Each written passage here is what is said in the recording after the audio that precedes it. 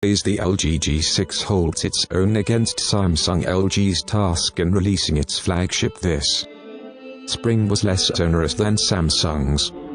While Samsung's release is perceived as make or break for the company, LG just needs to beat last year's well-received G5. That, you'll remember, was a modular phone where you could replace the bottom section to change battery, camera grip or audio capabilities. It was a clever idea and well realized, but somehow didn't sit with what's required from a premium handset.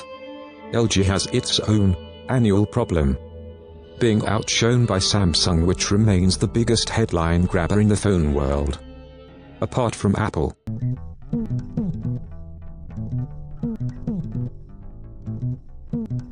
Here are 10 ways the new G6 is holding its own against its fellow South Korean competitor. 1. The screen makes the G6 as comfortable in the hand as the S8, like the Samsung phone.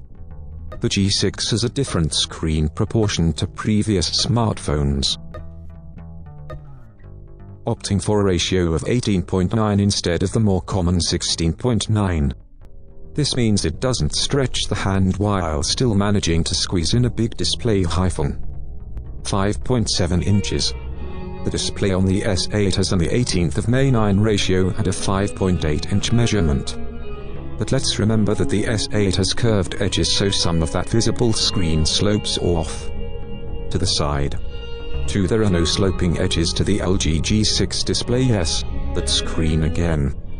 Some say that having sloping edges on a phone mean you need to hold it in a different way, which can be less comfortable over time.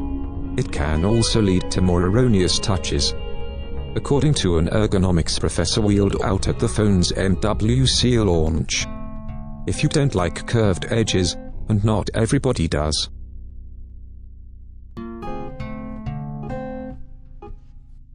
you are a bit stuffed when it comes to the S8.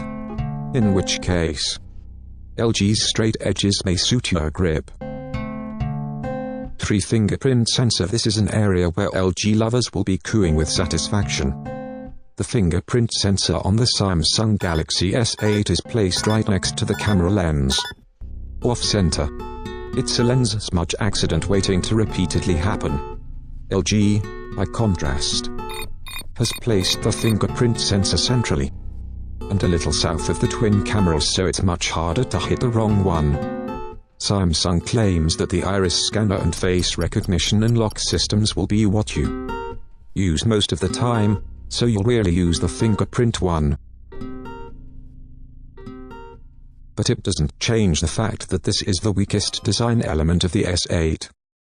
For camera, the rear camera on the Samsung Galaxy S8 is the same sensor as on the S7. And jolly good it was, too.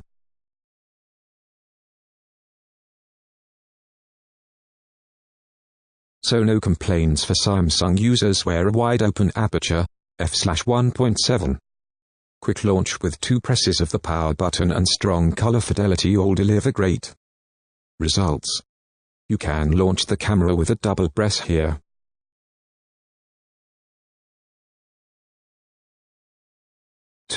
Of the volume button, and it's also fast.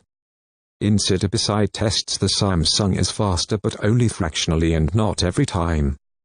But there's only one camera on the back of Samsung's phone. LG, like last year, has 2 on the back, 1 regular, 1 wide-angle. This year, both cameras are 13MP resolution, and the seg from one to the other as you zoom in is much smoother this time around.